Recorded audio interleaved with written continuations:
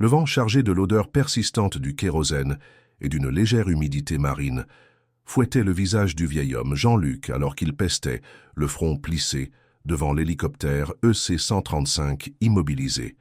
Ses mains, maculées de cambouis, balayaient l'air avec une frustration grandissante. « Inadmissible, absolument inadmissible », tonnait-il, sa voix rauque portant loin dans le hangar où résonnait déjà l'écho de ses jurons. Les mécaniciens, visages sombres, échangèrent des regards gênés, impuissants face à la machine capricieuse qui refusait obstinément de démarrer malgré des heures de diagnostic et des tentatives de réparation infructueuses. L'enjeu était de taille, un rendez-vous crucial à Paris, un contrat de plusieurs millions qui s'envolait à chaque minute perdue. Jean-Luc, magnate de l'immobilier, n'était pas habitué à l'échec ni à la contrariété. L'énervement palpable de Jean-Luc se répandait comme une traînée de poudre, figeant l'atmosphère d'une tension épaisse. Ses costards cintrés, impeccables quelques heures plus tôt, commençaient à trahir une légère déconfiture, et ses cheveux gris, habituellement gominés avec une précision maniaque, se rebellaient sous l'effet du stress. Il jeta un œil furieux à sa montre de luxe, un modèle rare dont la valeur équivalait à plusieurs années de salaire pour la plupart des présents. Chaque tic-tac semblait amplifier son impuissance, transformant sa colère en une sorte de rage contenue, prête à exploser. Les mécaniciens, des professionnels aguerris, évitaient son regard, se sentant eux-mêmes réduits à l'état d'écoliers pris en faute, incapables de résoudre l'énigme technique. Un jeune homme, à peine plus qu'un adolescent, se tenait à l'écart, à la lisière du chaos, ses yeux clairs fixant l'appareil avec une intensité déconcertante. Ses vêtements simples et usés contrastaient fortement avec l'opulence du lieu et le raffinement des tenues des techniciens. Il n'osait pas s'approcher davantage, comme une ombre discrète dans ce balai d'effervescence et de dépit. Son regard n'était pas celui d'un enfant curieux ou effrayé, mais plutôt celui d'un observateur méticuleux, d'un analyste silencieux, absorbant chaque détail sonore et visuel que l'environnement lui offrait, y compris les expressions de détresse sur les visages des adultes. Il y avait quelque chose de curieux dans sa posture, une rigidité presque imperceptible, un équilibre précaire qui témoignait d'une concentration interne profonde. Tandis que les techniciens s'agitaient autour du moteur, vociférant des termes techniques, et maniant des outils avec une frénésie désordonnée, le jeune homme semblait captivé par un élément invisible à l'œil non averti. Il inclinait légèrement la tête, comme s'il tentait de capter une fréquence inaudible, son corps entier tendu vers l'hélicoptère, tel un récepteur ultra-sensible dans ce tumulte organisé. Il percevait sans doute des nuances que personne d'autre ne prenait la peine de décrypter. Le vacarme des tentatives répétées de démarrage, suivies des silences frustrés, créait une bande sonore lancinante qui semblait ne pas l'affecter. Au contraire, chaque interruption, chaque grincement, chaque murmure des techniciens était une donnée supplémentaire pour son cerveau analytique. Il n'y avait aucune peur dans son regard, seulement une curiosité insatiable et une logique implacable qui tentait de relier les points, de reconstituer le puzzle complexe de la panne.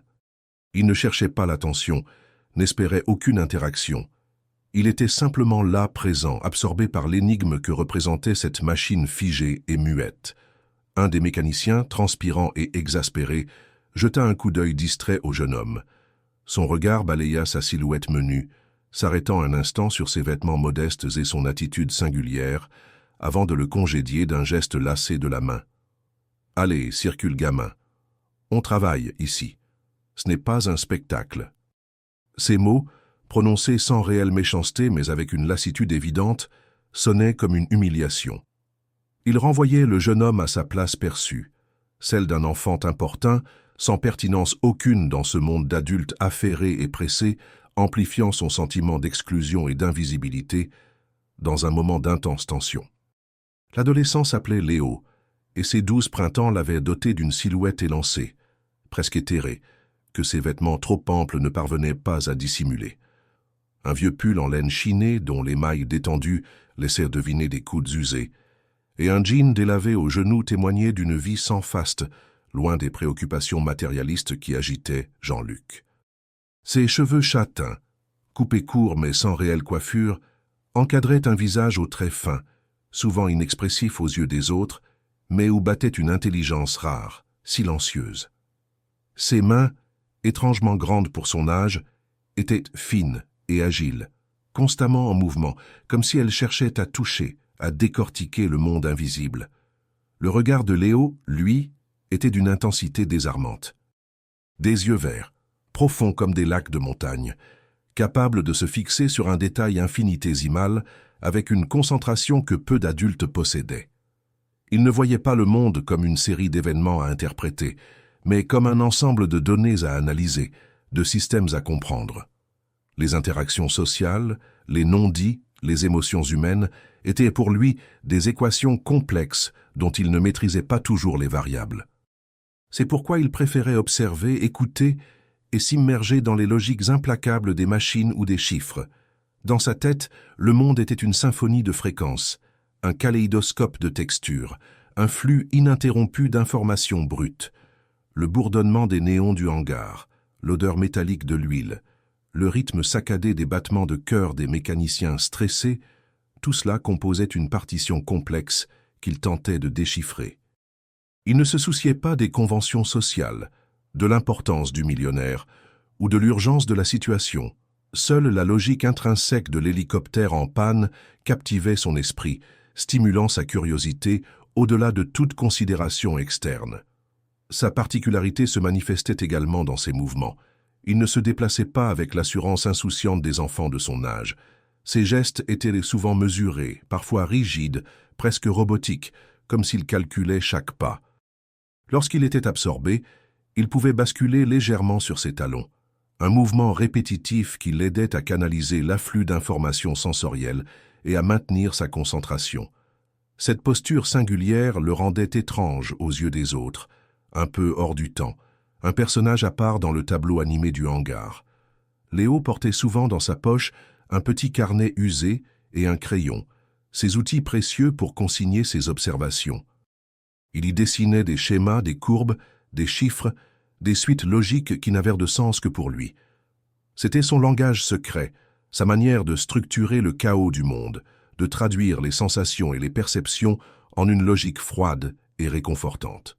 Le carnet était un refuge, un espace où son intelligence pouvait s'épanouir sans être jugée, sans être déformée par les attentes extérieures ou les préjugés. Il n'était ni timide ni arrogant, juste différent. Le bruit, les lumières vives, les foules agitées pouvaient rapidement le submerger, créant une surcharge sensorielle qui le poussait à se replier sur lui-même. Mais face à une énigme technique, un système à décortiquer, il puisait dans ses ressources internes une patience infinie et une persévérance inébranlable. Sa singularité, souvent source d'incompréhension et de rejet, était aussi la clé de sa capacité d'analyse hors norme, un atout qu'il n'avait encore jamais eu l'occasion de réellement exprimer. L'école de Léo, le collège public Anatole France, s'élevait, grise et austère, au cœur d'un quartier populaire de Saint-Étienne, une ville où l'ombre des usines désaffectées semblait encore planer sur les toits.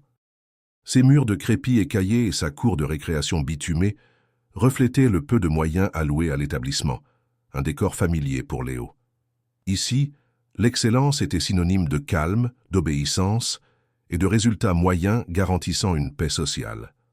Toute différence, toute singularité était perçue comme un trouble à l'ordre établi, une anomalie à corriger ou, à défaut, à ignorer poliment, mais fermement, dans un système conçu pour la masse et non pour l'individu. À la maison, la situation n'était guère plus propice à l'épanouissement de Léo. Sa mère, épuisée par 2 emplois précaires et la gestion d'un quotidien difficile, peinait à comprendre les besoins profonds de son fils. Ses silences prolongés, ses rituels immuables et son aversion pour le contact physique étaient souvent interprétés comme de la distance ou de l'impolitesse, plutôt que comme les manifestations d'une neurodiversité. Elle l'aimait sans aucun doute, mais cet amour se heurtait aux limites de sa propre compréhension et à l'absence de ressources, ne lui permettant pas de décrypter le génie dissimulé derrière le comportement atypique. Madame Dubois, la principale adjointe, incarnait l'autorité de l'établissement avec une rigueur implacable, drapée dans son tailleur strict et son chignon serré. Pour elle, Léo était un cas un élève fragile nécessitant un encadrement particulier, mais sans jamais identifier la nature de cette fragilité ni les compétences uniques qui en découlaient. Ces rapports étaient remplis de termes administratifs, mais dénués de réelle empathie, décrivant un enfant en retrait, peu participatif et parfois perturbateur lors des changements de routine.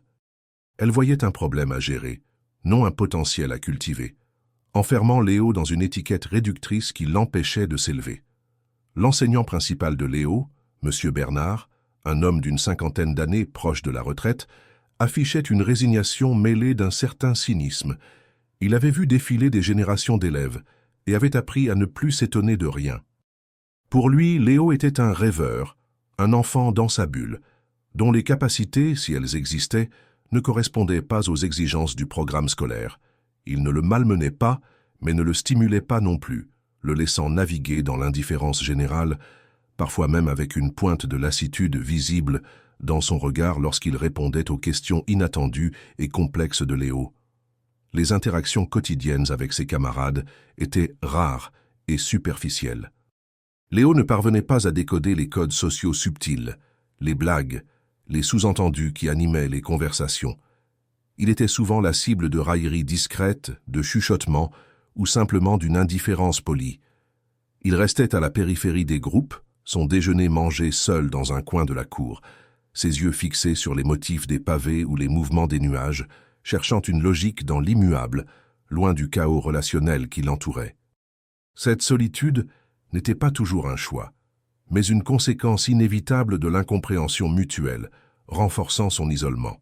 Ainsi, l'environnement de Léo était un écosystème où sa différence était perçue comme un fardeau, non comme une force. Les figures d'autorité, prisonnières de leurs méthodes et de leurs préjugés, n'avaient pas les outils pour déceler le diamant brut sous la carapace de l'enfant atypique. Le système éducatif, rigide et peu enclin à l'individualisation, étouffait la flamme de sa curiosité et de son intelligence, le reléguant au rang d'élève invisible, condamné à errer dans les limbes de l'incompréhension, alors même qu'il possédait une clé unique pour déverrouiller des problèmes complexes que d'autres considéraient insolubles. Les premiers signes de son talent se manifestaient souvent discrètement, presque subrepticement, comme des éclairs de lucidité inattendus dans le brouillard de l'incompréhension générale. Un jour en classe de technologie, alors que le professeur s'escrimait à expliquer le fonctionnement d'un mécanisme d'engrenage particulièrement complexe, Léo, sans lever la main ni même quitter sa concentration apparente sur son bureau, avait murmuré la solution à un problème que nul n'avait encore identifié. Il avait pointé du doigt, avec une précision étonnante, un défaut de conception minime sur le schéma, une erreur que l'enseignant lui-même n'avait pas remarquée, laissant tout le monde perplexe face à cette intuition fulgurante et inexplicable. Une autre fois, lors d'une évaluation de mathématiques, Léo avait rendu sa copie avec une rapidité déconcertante. Le professeur, habitué à ces résultats erratiques, parfois des zéros, parfois des notes étonnamment élevées pour des exercices jugés complexes, avait d'abord soupiré, persuadé d'une absence de travail. Pourtant, en corrigeant, il avait découvert que Léo n'avait pas seulement trouvé les bonnes réponses, mais qu'il avait utilisé une méthode de résolution tout à fait personnelle, plus courte et plus élégante que celle enseignée, une approche que l'enseignant, malgré son expérience, avait du mal à décrypter sur le coup. Cette singularité était perçue comme de la provocation ou un manque de respect des consignes, plutôt que comme la marque d'un esprit supérieur. À la maison, Léo passait des heures, fasciné, à démonter et remonter de vieux appareils électroniques trouvés dans la rue ou donnés par des voisins. Une radio cassée, un réveil déglingué, un lecteur DVD obsolète, tout devenait pour lui un terrain de jeu où il explorait les logiques internes des circuits imprimés et des fils emmêlés. Sa mère, habituée à le voir absorbé, attribuait cette occupation à une passion bizarre, sans saisir la profondeur de sa compréhension. Elle voyait un enfant silencieux, manipulant des objets, là où Léo explorait les rouages de la mécanique et de l'électronique avec une maîtrise intuitive déconcertante pour son âge. Ses aptitudes auditives étaient également hors du commun. Il pouvait distinguer des fréquences, des variations subtiles dans les bruits ambiants que personne d'autre n'entendait. Cette sensibilité auditive le rendait parfois hypersensible au bruit, le poussant à se boucher les oreilles dans les environnements bruyants, mais elle lui conférait aussi une capacité unique à identifier des dysfonctionnements mécaniques par le simple son qu'ils émettaient. C'était une forme de langage, un dialogue silencieux avec le monde des machines que son cerveau traduisait en informations claires et exploitables, bien au-delà de la simple perception auditive. Malheureusement, ces démonstrations de surdouance étaient systématiquement minimisées ou déformées. Les adultes, prisonniers de leur schéma de pensée, voyaient en Léo un enfant bizarre, un rêveur, ou même parfois un provocateur. Ces méthodes non conventionnelles étaient vues comme des défauts d'application et sa rapidité de compréhension comme de la précipitation. Les camarades, eux, se moquèrent de son manque d'intérêt pour leurs jeux et leurs discussions, le reléguant au rang de celui qui ne comprend rien, alors qu'il comprenait le monde avec une profondeur et une complexité bien supérieures à la leur. Ainsi, le talent de Léo restait une lumière sous le boisseau, une flamme vacillante que personne ne cherchait à attiser. Son génie était un secret bien gardé, non par choix, mais par l'incapacité de son environnement à le reconnaître et à le valoriser. Chaque signe de son intelligence était une perle jetée au cochon, une occasion manquée de lui offrir la reconnaissance et le soutien dont il avait désespérément besoin pour s'épanouir. Il était un esprit brillant dans un monde qui privilégiait la conformité et la superficialité, condamné à l'invisibilité malgré des capacités manifestement exceptionnelles. L'isolement de Léo s'épaississait de jour en jour, tel un brouillard persistant qui l'enveloppait et le coupait du monde extérieur. Il était là, physiquement présent, mais son esprit vagabondait dans ses propres labyrinthes d'idées, une forteresse imprenable où les chiffres et les mécanismes remplacèrent les visages et les paroles. La solitude n'était pas un choix conscient, mais une conséquence naturelle de l'incapacité des autres à comprendre son mode de pensée et de son propre défi à décoder les subtilités des interactions humaines. Il se sentait souvent comme un étranger dans son propre environnement, un observateur silencieux d'une pièce de théâtre dont il ne saisissait pas les dialogues implicites, cette distance générant une douleur sourde et constante. Cette solitude se traduisait par des gestes répétés, des rituels discrets mais essentiels à son équilibre. Il vérifiait 3 fois que sa trousse était bien fermée, alignait ses stylos avec une précision quasi militaire sur son bureau et comptait les marches de l'escalier menant à sa chambre. Ses actions, souvent perçues comme des excentricités, étaient en réalité des ancrages, des moyens de donner un sens à un monde qui lui échappait, de se protéger de la surcharge sensorielle et émotionnelle. Chaque rituel accompli était un instant de calme, une respiration dans un quotidien souvent anxiogène, un refuge contre l'imprévisibilité des relations humaines. La douleur de l'exclusion était une sensation diffuse, sans nom, mais omniprésente. Ce n'était pas une souffrance bruyante, mais une tristesse profonde qui s'inscrivait dans ses silences, dans son regard parfois perdu. Il ne se plaignait jamais, ne verbalisait pas son mal-être, mais son corps le trahissait par une légère courbure des épaules, une posture recroquevillée quand il se sentait menacé par un groupe d'élèves rieurs. Il avait appris à se faire petit, à se fondre dans le décor, à devenir invisible pour éviter les moqueries et les regards interrogateurs. Cette stratégie de survie était sa seule défense face à un monde qu'il ne comprenait pas toujours. Il cherchait refuge dans des endroits inattendus. Le local à vélo, sombre et poussiéreux, devenait son havre de paix pendant les récréations. Là, il pouvait dessiner ses schémas complexes sur des feuilles de papier arrachées à son cahier, manipuler de petits objets mécaniques qu'il avait toujours sur lui, ou simplement écouter le bourdonnement lointain de la ville, filtré par les murs épais. C'était un espace où il pouvait être lui-même, sans masque, sans la pression constante d'essayer de se conformer à des attentes qui lui étaient étrangères. Ces moments de répit étaient vitaux pour recharger ses batteries, épuisées par le fardeau des interactions sociales forcées. Le contraste entre son intelligence fulgurante et le rejet qu'il subissait était frappant, presque ironique. Léo, capable de décrypter les mécanismes les plus complexes et de résoudre des problèmes que d'autres considéraient insolubles, était pourtant vu comme un simplet ou un marginal. Cette dichotomie était une source de confusion pour lui. Il ne comprenait pas pourquoi sa capacité à voir le monde différemment n'était pas valorisée mais plutôt punie par l'isolement. Il voyait des solutions là où les autres ne voyaient que des obstacles, Mais cette vision était ignorée, voire méprisée, ce qui renforçait son sentiment de décalage.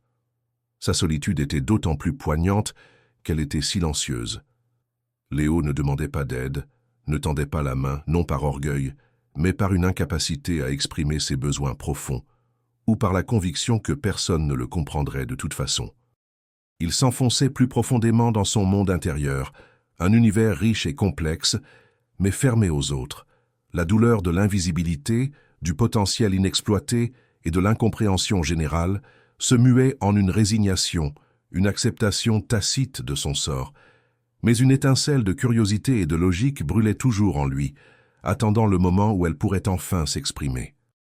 La scène du conflit direct éclata un après-midi gris dans l'enceinte même du hangar, sous les yeux de Jean-Luc et de son équipe. Après des heures infructueuses à tenter de relancer l'hélicoptère, la tension était à son comble. Le chef mécanicien, un homme corpulent à la barbe fournie, visiblement à bout, lança un ultime diagnostic, sa voix résonnant d'une fatigue mêlée d'énervement. C'est à ce moment précis que Léo, attiré par un sifflement presque imperceptible, que personne d'autre ne semblait entendre, s'approcha, ses yeux rivés sur le train d'atterrissage, comme s'il y décelait une anomalie invisible.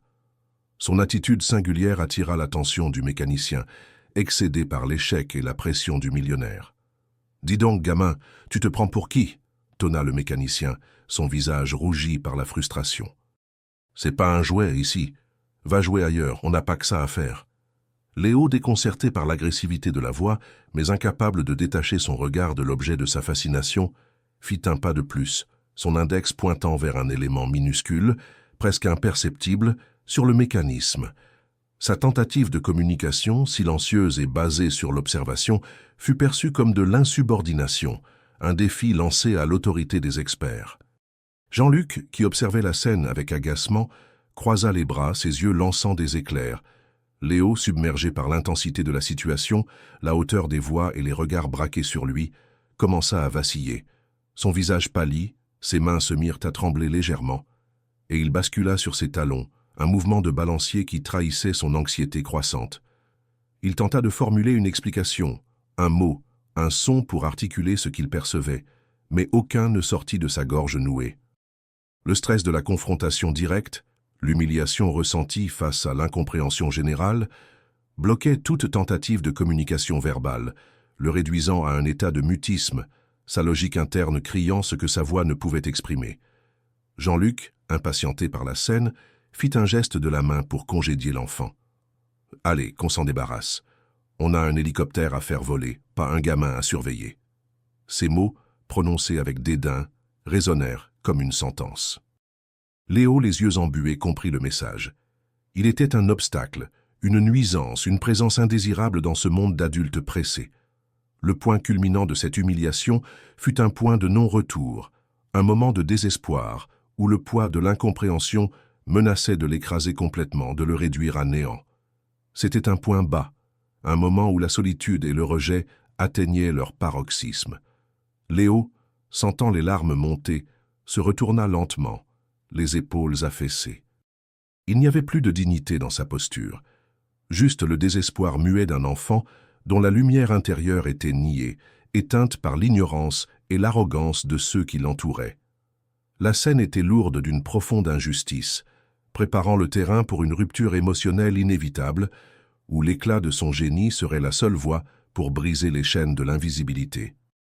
Alors que Léo s'apprêtait à tourner les talons, une étincelle de rage froide alimentée par l'injustice de la situation traversa son regard. Un dernier effort, une dernière tentative pour être entendu.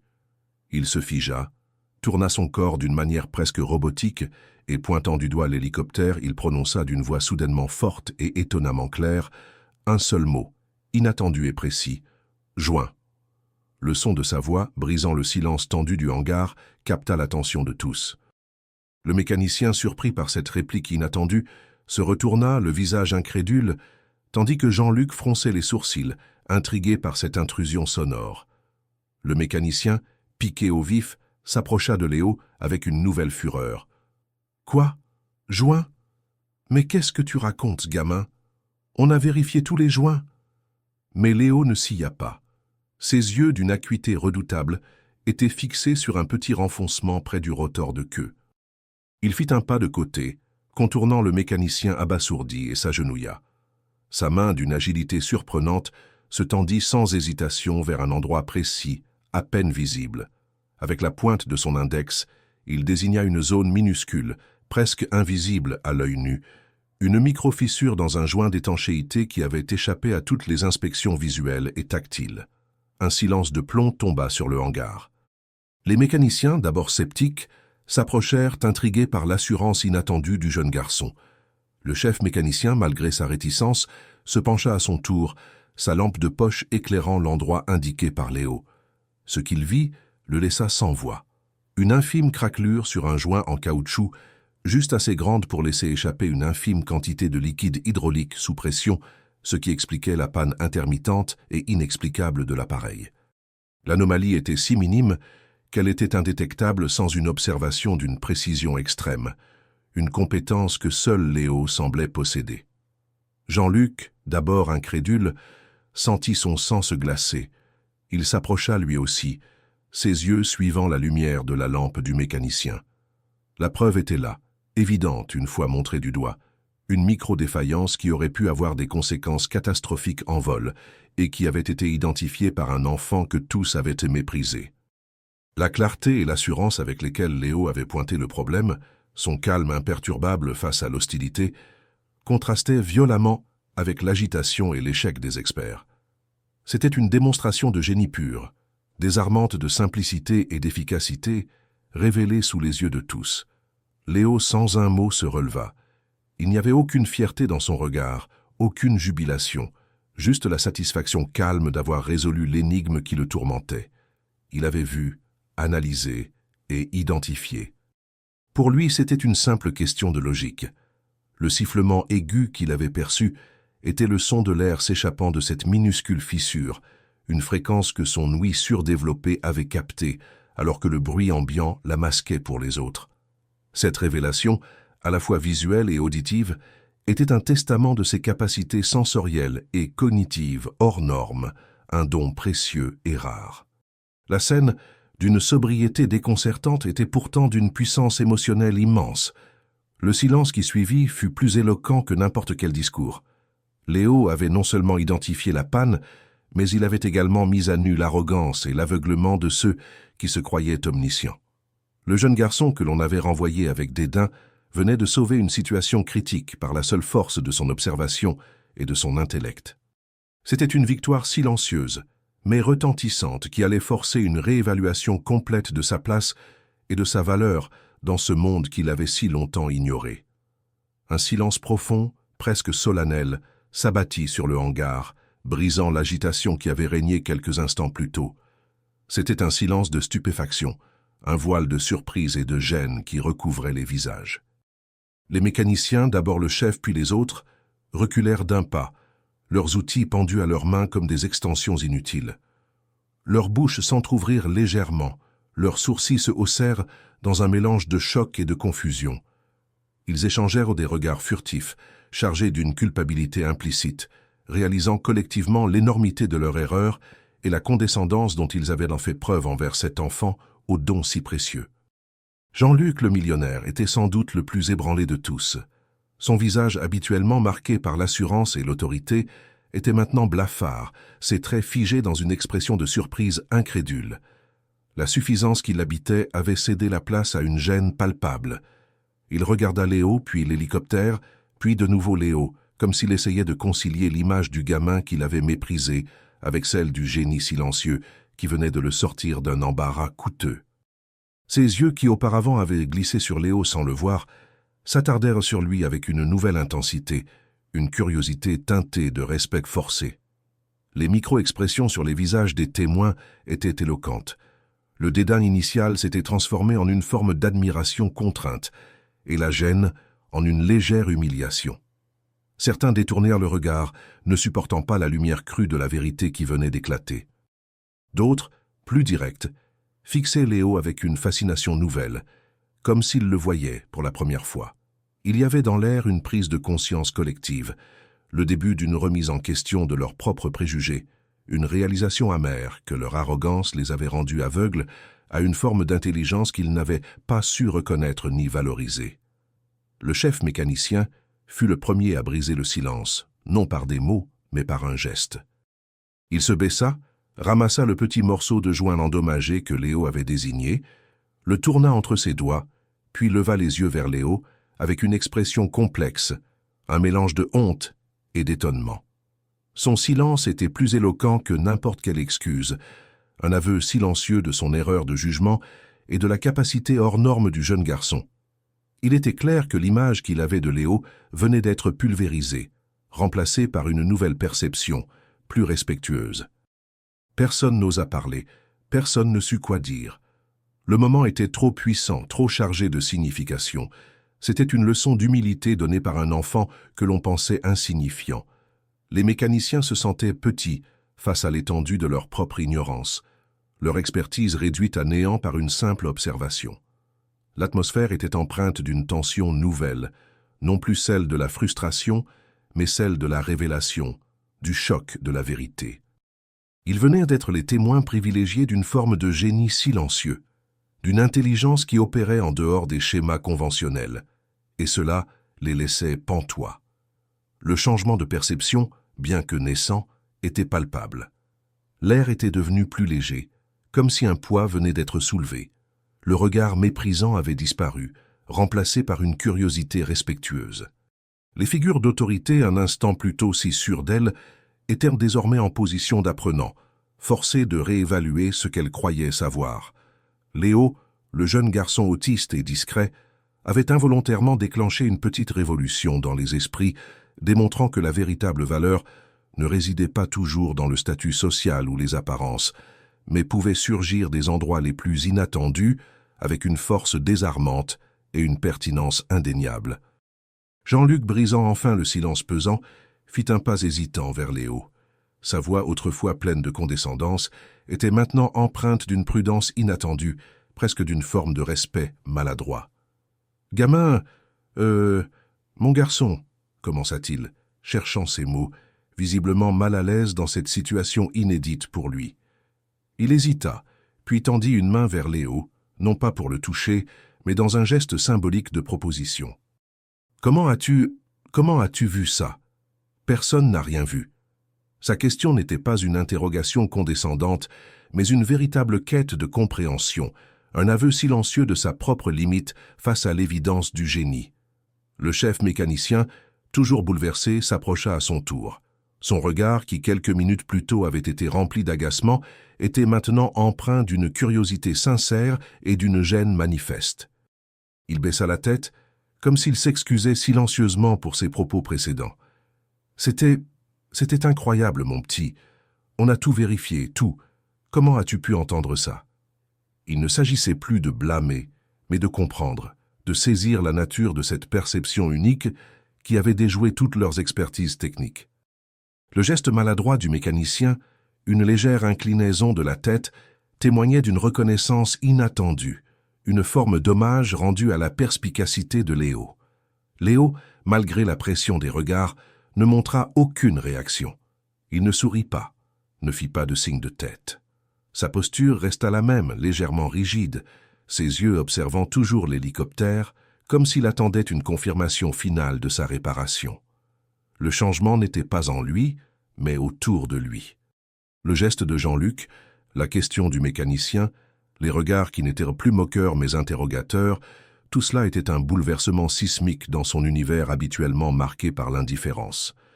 La reconnaissance, même contrainte, était une nouveauté troublante qui commençait à remodeler son environnement immédiat. Jean-Luc, ne recevant pas de réponse verbale, ne s'offusqua pas. Il semblait comprendre, ou du moins accepter, la singularité de Léo. Il sortit son portefeuille, en tira une liasse de billets de banque, bien plus que ce que Léo n'avait jamais vu de sa vie. « Tiens, mon garçon, c'est une petite récompense pour ton aide.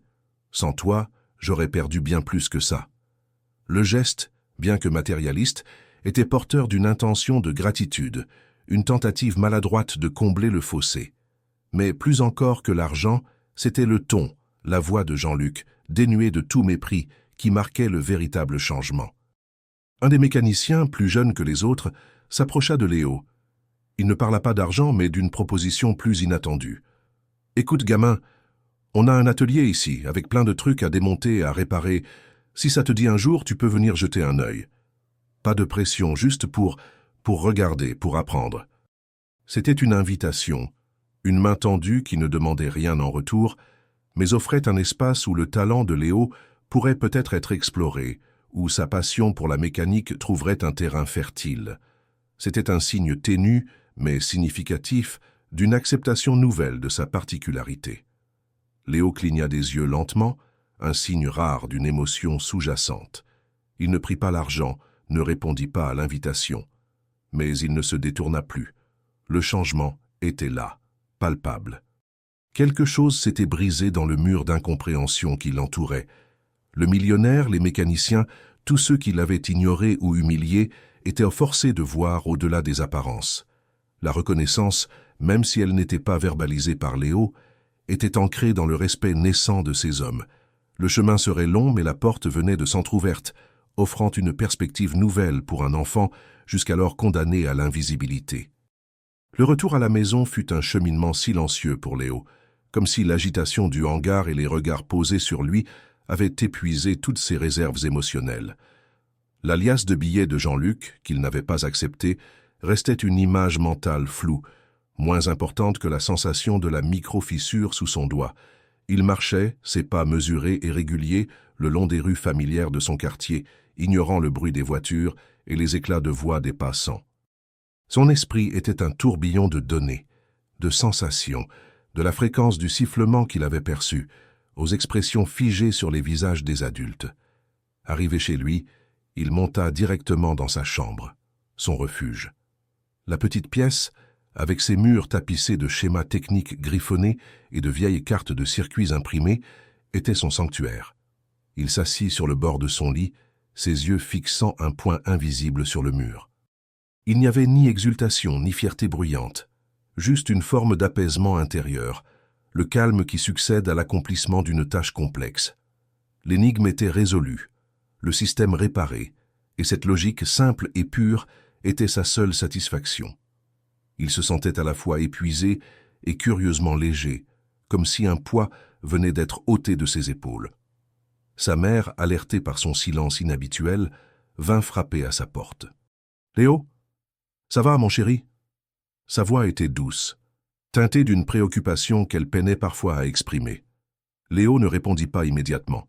Il prit une grande inspiration, le cœur un peu serré par la complexité de l'interaction qu'il savait devoir affronter. Finalement, d'une voix basse, presque un murmure, il dit « L'hélicoptère, il est réparé. » C'était sa manière de partager, de traduire l'expérience en une information concise et factuelle, incapable d'exprimer le tumulte intérieur qu'il avait traversé, ni la reconnaissance tardive qui avait suivi son intervention décisive. Sa mère s'assit près de lui sur le lit, posant une main hésitante sur son épaule. Léo ne recula pas, ce qui était rare. Elle ne chercha pas à obtenir plus de détails, elle sentait intuitivement la fragilité du moment. « C'est bien, mon cœur. Tu as fait du bon travail. » Ces mots étaient simples, mais chargés d'une tendresse sincère, une reconnaissance maternelle qui, bien que différente de celle des hommes du hangar, était tout aussi essentielle. Elle voyait la pâleur sur le visage de son fils, la tension qu'il relâchait enfin, et comprenait sans comprendre les détails techniques que quelque chose d'important s'était produit. Ce moment d'intimité était précieux. Léo, habituellement si fermé, laissa une infime brèche s'ouvrir. Le besoin d'être vu, d'être compris, même sans mots, était là, sous-jacent. Les lumières vives et les bruits du monde extérieur l'avaient submergé, mais la douce présence de sa mère était un havre, un lieu où il pouvait déposer le fardeau de sa différence. Il sentait la chaleur de sa main, une sensation étrange mais réconfortante, ancrée dans la réalité d'un amour inconditionnel, le seul qui avait toujours été là, même dans l'incompréhension la plus profonde. Il resta ainsi, absorbé dans ses pensées, le corps détendu mais l'esprit toujours en ébullition. La révélation de son talent n'était pas une libération totale, mais un moment de questionnement. Que signifiait cette reconnaissance soudaine? Allait-elle changer quelque chose à sa vie, à sa solitude? Léo ne le savait pas. Il était un observateur du monde, et non son acteur principal. Mais dans l'intimité de sa chambre, le silence se mêlait à une nouvelle lueur d'espoir, fragile mais réelle, laissant entrevoir la possibilité d'un avenir où son génie pourrait enfin trouver sa place. Le lendemain, une rumeur sourde commença à circuler dans le quartier, atteignant même les couloirs du collège Anatole France. Les mécaniciens du hangar, impressionnés malgré eux, avaient partagé l'histoire de Léo, de sa vision extraordinaire qui avait résolu l'énigme de l'hélicoptère. Cette anecdote, d'abord accueillie avec scepticisme, finit par prendre de l'ampleur, se transformant en un récit quasi légendaire. Le regard de certains adultes commença à changer.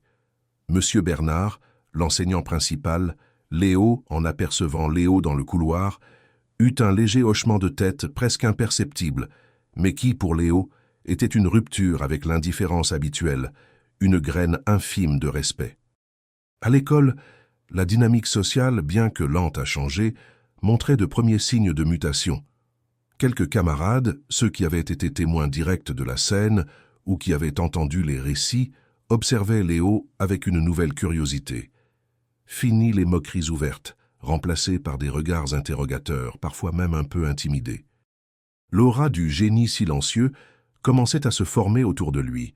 Non pas qu'il le recherchât, mais c'était une conséquence inévitable de la révélation de ses capacités. L'école, dans son ensemble, n'avait pas encore subi de transformation radicale, mais les fissures commençaient à apparaître dans le mur de l'incompréhension générale, laissant entrevoir une opportunité de changement. Jean-Luc, de son côté, avait tenu parole. Non pas qu'il ait recontacté Léo directement, ce n'était pas son style, mais il avait discrètement fait un don conséquent à l'atelier de mécanique du quartier, celui-là même qui avait un jour proposé à Léo de venir observer. Ce don était assorti d'une note concise, pour les jeunes talents qui ne demandent qu'à être découverts. C'était un geste concret, une manière indirecte pour le millionnaire d'exprimer sa reconnaissance, de favoriser un environnement où des esprits comme celui de Léo pourraient s'épanouir. Il avait compris, à sa manière, que la valeur ne se mesurait pas uniquement à l'aune du profit. Le chef mécanicien, quant à lui, fut plus direct. Quelques jours plus tard, il se présenta devant le portail de l'école après les cours, une boîte à outils neuve à la main. Il ne chercha pas Léo du regard parmi la foule d'élèves, mais s'approcha de la mère de Léo qui l'attendait. « Madame, commença-t-il un peu embarrassé, je suis là pour votre fils. C'est un cadeau.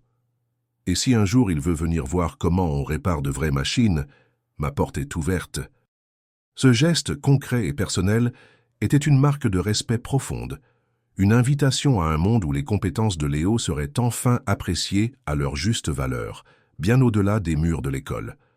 Les conversations en salle des professeurs prenaient une tournure légèrement différente. Léo n'était plus seulement le gamin dans sa bulle, mais celui qui a réparé l'hélico du millionnaire. Madame Dubois, la principale adjointe, évoqua même la possibilité d'aménager un espace plus calme pour Léo en cas de besoin, une idée qui aurait été impensable quelques jours auparavant. Ce n'était pas une révolution pédagogique, mais des ajustements pragmatiques, de petites ouvertures dans un système rigide. Les graines d'une meilleure inclusion étaient semées, même si leur floraison resterait un long processus, nécessitant une attention constante. Ces premiers germes de transformation, bien que modestes, étaient significatifs. Ils montraient que même les environnements les plus figés pouvaient être ébranlés par la révélation d'un talent inattendu. Les regards changeaient, les gestes se faisaient plus respectueux. Les portes commençaient à s'entr'ouvrir. Le parcours de Léo restait semé d'embûches, mais cette expérience avait créé une brèche, une reconnaissance naissante qui, à terme, pourrait lui offrir un chemin vers un futur où sa différence ne serait plus une entrave, mais une force, un atout précieux pour une société qui aurait enfin appris à voir au-delà des apparences et à valoriser toutes les formes d'intelligence. Léo continua son chemin, un pas après l'autre, son petit cartable en toile usée balançant à son côté. La vie n'était pas devenue soudainement simple ou dénuée de défis. La surcharge sensorielle persistait dans les lieux bondés, les codes sociaux restaient des énigmes complexes à déchiffrer, et le monde, dans sa vaste majorité, n'avait pas encore pleinement appris à valoriser les esprits différents. Mais quelque chose, d'une importance capitale, avait changé. Le poids de l'invisibilité s'était allégé.